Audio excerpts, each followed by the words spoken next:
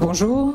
Alors peut-être tout d'abord juste quelques mots sur la Société des gens de lettres, si vous ne connaissez pas. C'est une association reconnue d'utilité publique qui a été créée en 1838, donc quand le numérique n'existait pas encore et qu'on n'en parlait pas, mais par des auteurs qui déjà à l'époque se préoccupaient de l'absence de contrôle de la diffusion de leurs œuvres dans les journaux de province, parce que c'était des feuilletonistes, Balzac, George Sand, Victor Hugo, etc., qui écrivaient donc des feuilletons dans les journaux parisiens et qui étaient repris sans leur autorisation dans les journaux de province. Et déjà à l'époque, donc, se posait la question de leur droit d'auteur et du contrôle qu'ils pouvaient avoir sur la diffusion de leurs œuvres. Et ils avaient donc décidé de se regrouper dans une société d'auteurs.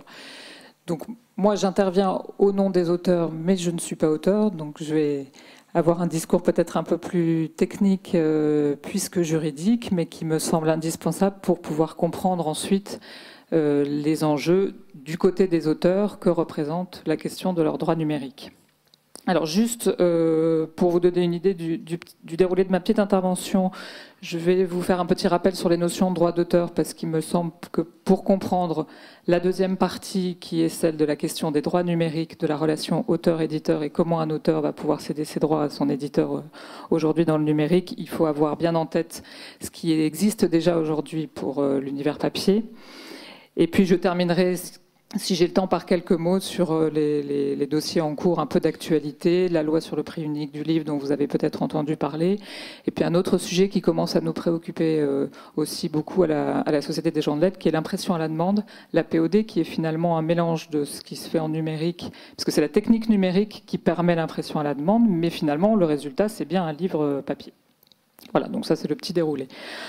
En introduction, puisque le sujet de mon intervention était la protection de l'œuvre, déjà juste une chose, le numérique ne change rien par rapport à la protection de l'œuvre. C'est-à-dire que toutes les dispositions prévues dans le Code de la propriété intellectuelle, qui est le code qui recense toutes les lois relatives notamment à la propriété littéraire artistique, aux droits d'auteur, s'appliquent quel que soit ensuite le support d'exploitation de l'œuvre. Vous avez un auteur qui crée une œuvre originale, elle est protégée automatiquement par le droit d'auteur. Qu'elle soit ensuite exploitée sous format papier ou sous format numérique ne change rien à l'origine du droit. Or, pour que l'auteur puisse quand même disposer d'un moyen de protection, entre guillemets, il existe ce qu'on appelle le dépôt. Alors il y a souvent une confusion qui est faite. Le dépôt ne confère aucun droit supplémentaire sur une œuvre. Il n'a pour objet que de donner une date de création certaine à l'auteur, qui lui permet de prouver, en cas de plagiat par exemple dont vous parliez, qu'il est bien le premier auteur. Donc, je vais prendre l'exemple simple d'un seul auteur, mais il peut y en avoir deux, comme on vient de le voir, ou même plusieurs. L'œuvre est créée, elle est considérée comme achevée par son ou ses auteurs, et à ce moment-là, il peut procéder à un dépôt. Il peut être fait de différentes façons. Alors il y a le plus simple et le moins onéreux qui est le fameux envoi en recommandé à soi-même, dont vous avez peut-être aussi entendu parler, jusqu'à un dépôt dans ce qu'on appelle une enveloppe solo à l'INPI, l'Institut national de la propriété industrielle. La Société des gens de lettres propose également un dépôt soit qu'on appelle sous enveloppe fermée, sachant qu'à l'intérieur de l'enveloppe, il peut y avoir du papier, c'est-à-dire un manuscrit, mais il peut aussi y avoir un contenu numérique, c'est-à-dire sur une clé USB ou sur un CD. C'est pas forcément, on appelle ça dépôt de manuscrit, puisque avant il n'y avait que le papier, mais c'est voilà, dans l'enveloppe on met l'œuvre créée quelle qu'elle soit, et on a donc ensuite un certificat de dépôt qui vous donne une date de création certaine. La SGDL a développé depuis une dizaine d'années maintenant un dépôt également par empreinte numérique. Donc ça, l'avantage, c'est que ça peut se faire depuis chez vous 7 jours sur 7 et 24 heures sur 24. Il suffit d'avoir un ordinateur. Et en fait, c'est un petit logiciel qui vient sur un fichier donné, fermer le fichier et lui donner une empreinte numérique et qui aura ensuite la même valeur devant les tribunaux si vous avez besoin de vous en servir pour dire qu'à telle date, c'était bien vous qui étiez l'auteur. Ce dépôt doit donc être effectué avant d'avoir diffusé l'œuvre de manière un petit peu large, puisque si quelqu'un d'autre se l'approprie et fait lui-même un dépôt, et que vous-même n'aviez pas procédé à ce dépôt, vous n'aurez plus aucun moyen de prouver que vous étiez bien le premier auteur. Voilà, c'était une petite introduction sur ce système-là qu'il ne faut pas oublier, parce que malheureusement, c'est quand on ne le fait pas que l'œuvre est souvent reprise et que quand on le fait, on espère juste ne jamais avoir à l'utiliser. Si vous avez des questions là-dessus, je pourrais développer tout à l'heure si vous le souhaitez. Alors, quelques rappels sur les notions de droit d'auteur. Droit d'auteur en France, grande première loi 1957, ensuite 1985. Voilà, je ne vais pas rentrer encore une fois dans les détails puisque je n'ai pas énormément de temps. Le droit d'auteur était d'ailleurs né en France des lois révolutionnaires de 1793, donc vous voyez, on remonte à longtemps, mais ça s'est vraiment développé en 57 et la deuxième grande loi est 1985. Plus récemment, vous avez les fameuses lois d'AFSI de 2001 et les lois Hadopi par la suite qui sont venues développer et adapter tout ça, sachant que maintenant tout vient de la Commission européenne, puisque ce sont des directives de la Commission européenne qui posent les grands principes que chaque pays se doit ensuite d'intégrer dans sa propre législation.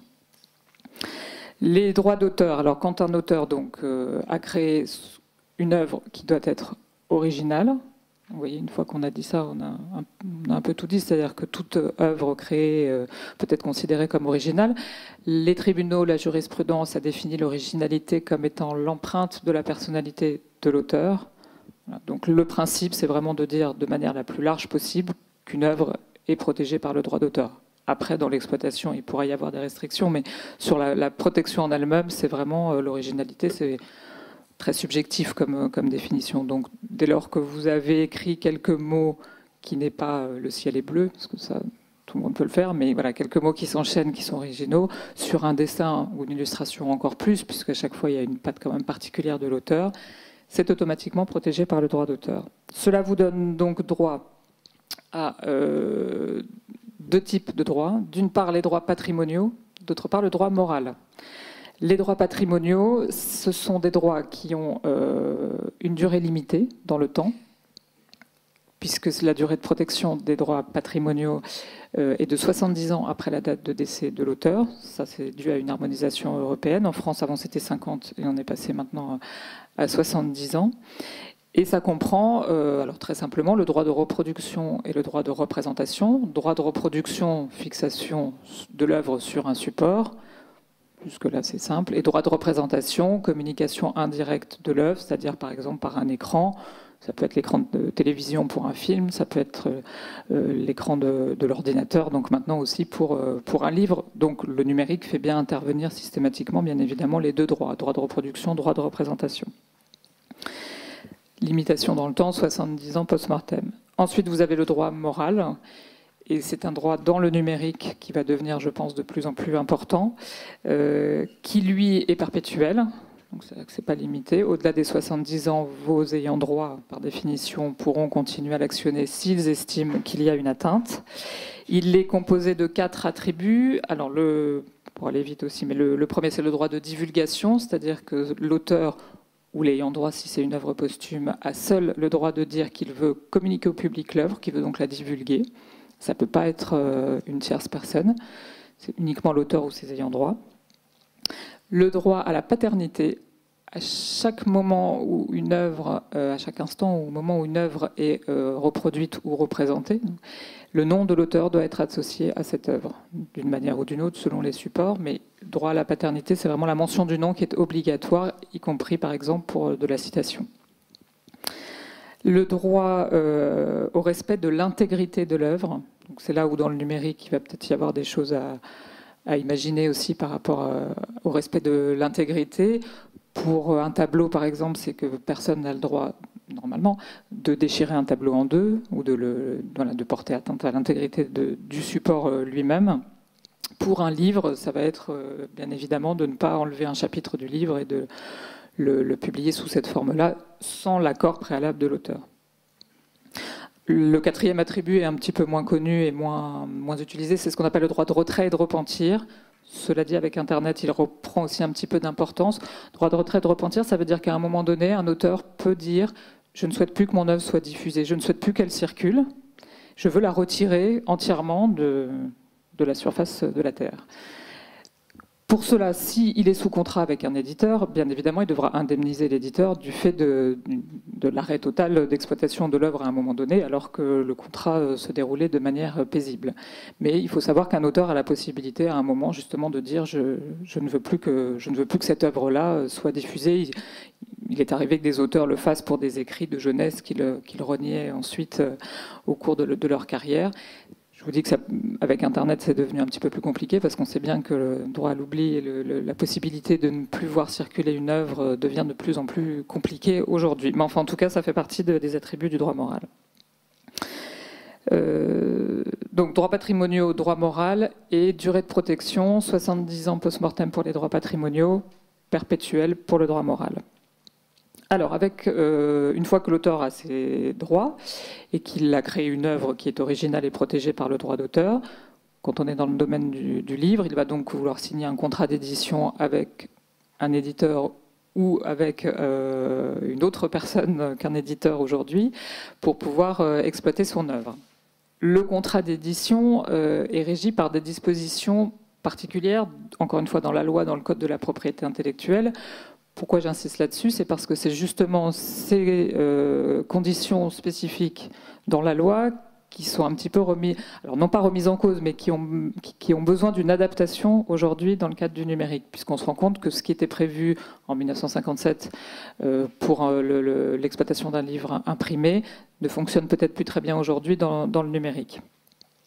Il y a donc le Code de la propriété intellectuelle et également un Code des usages qui existe dans le monde de l'édition, qui a été signé en 1981 entre le Syndicat national de l'édition, la Société des gens de lettres, pour régir un petit peu les usages qui avaient cours dans l'édition, mais qui est quand même encore, qui a son importance aujourd'hui. Encore une fois, besoin d'adapter au numérique, puisque ne répond plus aux conditions de l'exploitation sur les nouveaux supports.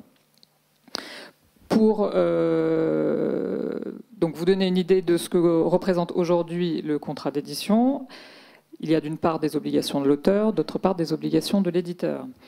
Les obligations de l'auteur sont relativement simples, j'allais dire, puisque la première chose à faire, c'est bien évidemment de remettre à l'éditeur l'œuvre pour qu'il puisse la publier. Donc c'est le manuscrit, éventuellement un bon à tirer. Là, encore une fois, on est dans le papier, hein, donc dans le livre imprimé. Et puis la deuxième obligation de l'auteur, c'est de garantir l'éditeur contre ce qu'on appelle en droit, dans notre jargon, tout trouble, revendication de tierces personnes, c'est-à-dire qu'il garantit qu'il n'a pas copié quelqu'un d'autre dans son livre, que ses propos ne portent pas atteinte à la vie privée, qu'il n'y a pas de diffamation, etc. Ça, normalement, l'auteur le garantit à l'éditeur. Ça, c'est pour les côtés obligations de l'auteur.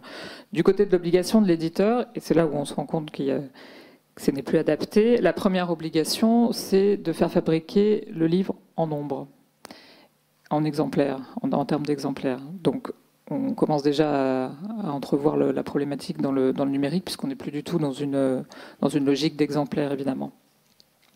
Ensuite, il doit assurer une exploitation permanente et suivie, ce sont les termes de la loi, et une diffusion commerciale. Donc, exploitation permanente et suivie. Il n'y a pas de définition légale, il y a beaucoup de problèmes à définir exactement ce que c'est quand un auteur va estimer que son éditeur n'a pas rempli cette obligation. On sait bien qu'aujourd'hui, la vie d'un livre en librairie est relativement courte. Est-ce que 10 ans après, il va pouvoir venir reprocher à son éditeur de ne pas mettre encore des moyens de promotion et de diffusion de son livre? Probablement pas. Voilà, donc il y a des soucis dans l'univers papier par rapport à cette définition éventuellement. Mais on voit déjà aussi que parallèlement pour le numérique, on n'est plus tout à fait sur les mêmes critères. Il y a ensuite comme obligation de l'éditeur, bien évidemment, de payer une rémunération à l'auteur. Cette rémunération doit être proportionnelle à l'exploitation du livre et aujourd'hui, elle ne doit reposer que sur le prix public hors taxe du livre. C'est-à-dire que c'est un pourcentage qui ne peut avoir pour assiette légalement que le prix public hors taxe du livre. Quand on est dans l'univers numérique avec un téléchargement à l'acte, on peut imaginer qu'on peut continuer à rester sur cette assiette-là de prix au téléchargement, donc à l'achat. Si on imagine d'autres formules, comme sans doute cela va arriver bientôt, d'achat groupé, d'abonnement, et puis vous avez le droit, comme ça existe dans la musique, à X téléchargements de livres par mois, par exemple. Il va falloir imaginer d'autres modes de rémunération de l'auteur, puisqu'on ne pourra plus se baser sur le prix du téléchargement à l'acte, puisqu'il n'y en aura plus. Ensuite, cinquième obligation de l'éditeur, rendre des comptes. Rendre des comptes au minimum une fois par an, nous dit la loi, à son auteur. Donc ça, c'est la fameuse reddition de comptes. D'ailleurs, on est à la période où elles sont envoyées en ce moment, puisque c'est souvent entre avril et juin. Donc où l'auteur reçoit l'état du stock, les ventes annuelles, tout ce qui, voilà, la vie de son livre durant l'année écoulée. Et évidemment, au bout, le montant, s'il y a lieu, de droit d'auteur qui doit être payé par l'éditeur, en application du contrat. Donc ça, c'était la cinquième obligation. Sixième obligation, respecter le droit moral de l'auteur. J'en ai dit juste un mot tout à l'heure, c'est-à-dire qu'il n'aura pas le droit, par exemple, de changer la fin du livre ou d'enlever un chapitre. Et il doit également, toujours en lien avec le numérique, faire en sorte que la diffusion de l'œuvre sur support numérique ne porte pas atteinte à son droit moral. C'est là où ça peut aussi devenir un peu compliqué, et aussi pour l'auteur, pour l'éditeur. Donc voilà, panorama, pardon, j'espère pas trop confus, mais très rapide sur ce que sont les droits d'auteur et en particulier dans le contrat d'édition, qu'est-ce qu'il est prévu aujourd'hui par la loi. On en arrive donc à la deuxième partie qui est les droits numériques et l'état des lieux de ce qui se passe aujourd'hui dans l'interprofession sur la question des droits numériques.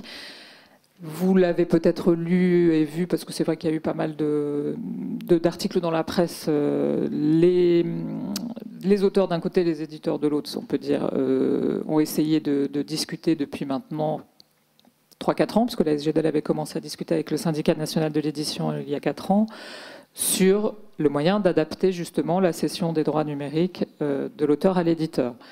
Puisque les éditeurs, eux, avaient commencé, pour pouvoir exploiter sous format numérique les œuvres de leurs auteurs publiées déjà sous format papier, à envoyer des avenants aux auteurs. Même condition que pour le papier, c'était juste en fait une signature de l'auteur pour donner l'autorisation à son éditeur d'exploiter sous format numérique. Même durée. Sur les contrats d'édition en France, la durée est à 99%, 70 ans après le décès de l'auteur, donc la durée légale de protection des droits d'auteur. Même rémunération que sur le papier, exactement les mêmes conditions. Les auteurs trouvaient que c'était des conditions qui ne leur convenaient pas, donc des discussions ont été ouvertes. Ça n'a pas abouti pendant plusieurs temps. On a fini donc, la SGDL a rejoint une structure qui s'appelle le CPE, le Conseil permanent des écrivains, qui fédère 17 associations. Donc il y a la charte des auteurs et illustrateurs jeunesse, les traducteurs, voilà, plein de toutes sortes d'associations qui avaient vraiment un panorama complet du coup des auteurs de l'écrit. Et on a recommencé à discuter à nouveau avec le syndicat national de l'édition sur des bases très précises, justement, sur un mandat très précis, qui était le pendant un petit peu de tous les points que je viens de vous détailler dans le contrat d'édition. Le mandat du CPE, donc ce que souhaitaient les auteurs envers les éditeurs, c'était premièrement sur la durée du contrat, qui est une durée limitée, parce que les éditeurs eux-mêmes nous disaient qu'ils ne savaient pas trop ce qui allait se passer à l'avenir, comment tout ça allait évoluer.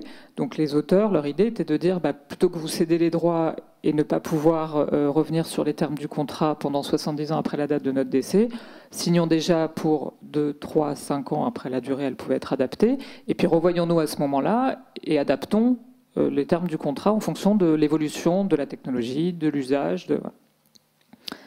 Réponse, non. Ça a été un point de blocage des discussions.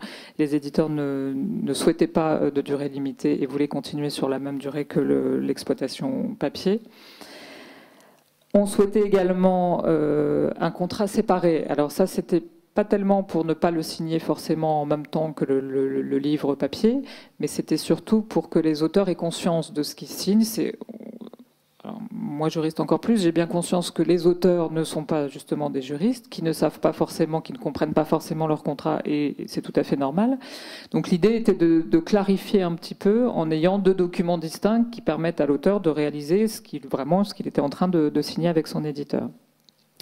Les éditeurs n'ont pas souhaité de contrat séparé. En revanche, ils ont accepté de faire une partie vraiment distincte dans le contrat d'édition qui regroupe toutes les dispositions relatives au numérique, ce qui finalement nous convenait aussi. Donc là-dessus, ça a été un des points où on pouvait considérer qu'il y avait éventuellement un accord. Nous avons évoqué également le bon à diffuser numérique, puisque donc là on revient aussi à la question du droit moral. Comme il existe un bon à tirer dans le papier, on s'est dit, quid du numérique et comment est-ce qu'un auteur va pouvoir valider à un instant T un contenu. Alors évidemment, il n'était pas question de dire que justement le lecteur n'avait pas le droit de retourner l'iPad pour lire dans le sens qu'il souhaitait ou de grossir le format. Ça, évidemment, l'auteur ne le contrôlera pas, et d'ailleurs, il n'a pas du tout envie de le contrôler, c'est pas du tout la question, c'est plutôt qu'à un moment donné, ils disent, voilà, mon œuvre, c'est ça, et dans la structure informationnelle, comme disent justement les techniciens, c'est ça que je valide, et c'est ça que je souhaite publier et exploiter ensuite. Ça n'a pas été simple non plus avec les éditeurs, justement, il y avait, à partir du moment... Techniquement, il pensait qu'il y avait des problèmes qui se posaient sur à quel moment justement l'auteur va valider. Est-ce que si les auteurs n'ont pas les outils appropriés, ordinateur ou application, comment faire qu'ils aient accès avant la diffusion à l'œuvre achevée? Alors, il y a plein de questions techniques qui se sont posées, ce qui fait que finalement, je pense que la crainte des éditeurs était plus que ça devienne un peu une usine à gaz ou que ça soit très compliqué à mettre en place, plutôt qu'au départ, le fait qu'ils étaient tout à fait d'accord avec l'idée d'un auteur qui donne son autorisation avant la publication. C'était plus là des contraintes techniques qui étaient un peu compliquées à mettre en place. On en est arrivé également à parler, bien évidemment, et là ça a été un point important, de la rémunération de l'auteur. Là-dessus, donc, pareil, ça a été un point d'achoppement des discussions. Les auteurs souhaitaient évidemment que leur rémunération soit réévaluée à la hausse pour compenser notamment le fait que le prix du livre numérique va sans doute, et maintenant on le sait très probablement, être moins cher que le prix du livre papier. Et que, estimant à tort ou à raison que les coûts de fabrication, de diffusion du livre numérique allaient être beaucoup moins importants pour les éditeurs que dans le papier, il n'était pas envisageable que l'auteur ne participe pas en ayant une augmentation du pourcentage de droits. Donc tout ça a fait, voyez, qu'il n'y a pas eu grand-chose, même s'il y a eu quelques avancées, pas eu grand-chose de positif qui est ressorti de tout ça, malheureusement. Le constat a été fait au dernier Salon du Livre de Paris en 2011, puisque c'était une date butoir qu'on s'était donnée pour arriver éventuellement à un résultat. Aujourd'hui, là où on en est, c'est que nous, on attire les auteurs sur tous ces points dans les contrats qu'ils sont amenés à signer avec les éditeurs. Certains obtiennent des choses type durée limitée, rémunération bien supérieure à celle du papier. Enfin, il y a, voilà, individuellement après, éditeur par éditeur et auteur par auteur, y compris des auteurs absolument pas connus. Hein, je le précise parce qu'on a souvent l'idée des auteurs connus qui ont des conditions préférentielles. Mais c'est aussi, là après, c'est vraiment l'éditeur et l'auteur qui se mettent d'accord sur certaines conditions que l'on préconisait nous. Donc, il faut savoir qu'un auteur peut tout à fait négocier son contrat avec un éditeur et qu'encore une fois, certains obtiennent des conditions favorables. Aujourd'hui, donc le Conseil permanent des écrivains a demandé éventuellement une médiation du ministère de la Culture pour essayer de faire avancer ces discussions, parce qu'on reste conscient, et je pense les éditeurs aussi, du fait qu'il faut continuer à discuter, qu'il ne faut pas s'arrêter là et qu'on ne peut pas être dans une situation de blocage. Parallèlement à ça, commence à vraiment circuler l'idée, de tous côtés d'ailleurs, qu'il faut non pas forcément une modification du Code de la propriété intellectuelle, qui est quand même plutôt protecteur des droits de l'auteur, donc attention à ne pas remettre en cause tout ça non plus, mais surtout une adaptation en fait, de certaines dispositions, notamment celles qui sont justement très précises, type définition du contrat d'édition, pour pouvoir l'adapter à l'exploitation numérique. Voilà ce que je peux vous dire, donc jusqu'à suivre. Aujourd'hui, il n'y a pas de nouveau. Pour l'instant, on attend donc soit une médiation du ministère de la Culture, soit un lancement de travaux sur la modification du CPI. Dernier petit point, si j'ai 2 minutes. Donc, juste vous parler de deux dossiers un peu d'actualité. Le premier, donc la loi sur le prix unique du livre numérique. Alors, je ne parle pas du côté commercial de la loi, enfin économique, sur le prix unique qui est lui décidé par l'éditeur, et ça, c'est pas l'auteur qui s'occupe de ça. En revanche, à l'occasion de cette loi, avait été proposé par les sénateurs un article qui justement modifiait, et c'est la première petite porte, ou l'ouverture de la porte en tout cas, modifiait le code de la propriété intellectuelle. Ils avaient donc le fameux article 5 bis, ils avaient proposé un article qui venait affirmer justement que l'auteur devait recevoir une rémunération juste et équitable dans l'univers numérique. Après plusieurs péripéties dont je vous passe les détails, on en est là pour donc l'adoption définitive de la loi qui doit passer à l'Assemblée nationale le 17 mai mais qui ne sera pas modifiée. Et il y a donc effectivement un article qui a été accepté par les sénateurs et les députés qui va venir modifier le code de la propriété intellectuelle et qui donc précise que dans le cadre d'une exploitation numérique de livres, l'auteur doit percevoir une rémunération juste et équitable et doit recevoir des redditions de comptes claires et transparentes. Donc, encore une fois, c'est un principe un peu général qui peut paraître une goutte d'eau, mais symboliquement, c'est important puisque ça pose vraiment le principe, enfin l'ouverture de discussion sur la rémunération de l'auteur. Et puis, encore une fois, ça ouvre donc la porte, on espère, à plus demain. L'autre donc petit dossier, c'était celui de l'impression à la demande. Alors, parce qu'on avait eu un dossier par un auteur, donc on en a parlé avec les éditeurs. Donc l'impression à la demande, c'est la technique qui permet, comme son nom l'indique, de pouvoir avoir la fabrication d'un livre parce qu'il y a une demande à un moment donné, et donc de fabriquer au coup par coup et de ne plus avoir de stock. Les auteurs ne sont pas du tout contre cette technique qui leur permet justement de garantir une exploitation plus longue et peut-être plus facile de leurs œuvres. Et l'objectif d'un auteur est bien évidemment que l'œuvre soit diffusée et qu'il y ait le plus de lecteurs possible qui puissent la lire. En revanche, alors juste pour l'anecdote, donc le dossier qui nous est arrivé, c'était un auteur qui était édité chez un éditeur, qui va à un salon du livre, et puis effectivement, comme le livre datait quand même de 2004, elle pensait bien qu'il n'y avait pas eu de réimpression, que le stock avait dû quand même bien descendre. Et en arrivant au salon du livre, elle trouve une pile de livres qui ne ressemble pas du tout au livre qui avait été publié dans la collection initiale, qui est très souple, qui est très... comment dire, qui faisait plus, vous savez, un peu comme les rapports de la documentation française, enfin qui ressemblait pas vraiment à un livre d'une collection d'une maison d'édition, et qui était vendu plus cher. En interrogeant donc le livre initial est à 14 €, le livre imprimé à la demande était à 17 €. Donc en interrogeant son éditeur, elle apprend qu'il a mis en place, donc il y a effectivement plus de stock, et qu'il a mis en place un système d'impression à la demande. Par rapport au contrat et d'un point de vue strictement juridique, comme le prix, c'est l'éditeur et qui n'était pas mentionné de collection dans son contrat, a priori, elle n'a rien à faire. En revanche, dans le Code de la propriété intellectuelle, le seul moyen qu'un auteur avait de récupérer automatiquement ses droits était l'épuisement du stock. C'était la notion d'épuisement, c'est à un moment donné, il n'y a plus de stock, l'auteur fait 2 demandes de livraison d'exemplaires à son éditeur.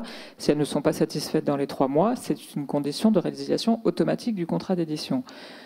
Dans l'impression à la demande, vous l'avez compris, plus d'épuisement, jamais. Donc plus le seul moyen qui existait aujourd'hui à l'auteur de récupérer ses droits, s'il le souhaitait. Alors, encore une fois, dans la majorité des cas, 95% des cas, quand tout se passe bien avec son éditeur, il peut y avoir des cas de résiliation à l'amiable pour X raisons de l'auteur ou de l'éditeur et tout s'arrête à l'amiable, donc sans problème particulier. Malheureusement, il y a des cas aussi où ça se passe mal, et moi, c'est évidemment ceux que je vois, donc j'en vois quand même beaucoup. L'auteur, sauf à aller devant un tribunal, ce qu'il ne fait pas parce qu'il n'a soit pas les moyens, soit pas l'envie d'assigner un éditeur devant les tribunaux, ne peut pas récupérer ses droits puisqu'il a signé pour 70 ans après la date de son décès. Et que ça, c'était vraiment le seul moyen qu'il avait où justement, ça n'était pas indispensable de passer par un tribunal. Donc, ça pose quand même une question d'un point de vue encore une fois juridique qui n'est pas anodine. Et voilà, donc on est en discussion avec les éditeurs là-dessus. Ils ont bien compris la problématique. Encore une fois, il faudra sans doute passer par une modification de la loi pour trouver une solution à ce problème. Voilà, c'était pour vous donner une petite idée de ce que le numérique pouvait avoir comme répercussion, mais sur finalement un résultat qui était quand même un livre papier. On est loin d'avoir épuisé tous les sujets, mais je m'arrête là puisque je suis arrivée au bout de la demi-heure, je crois.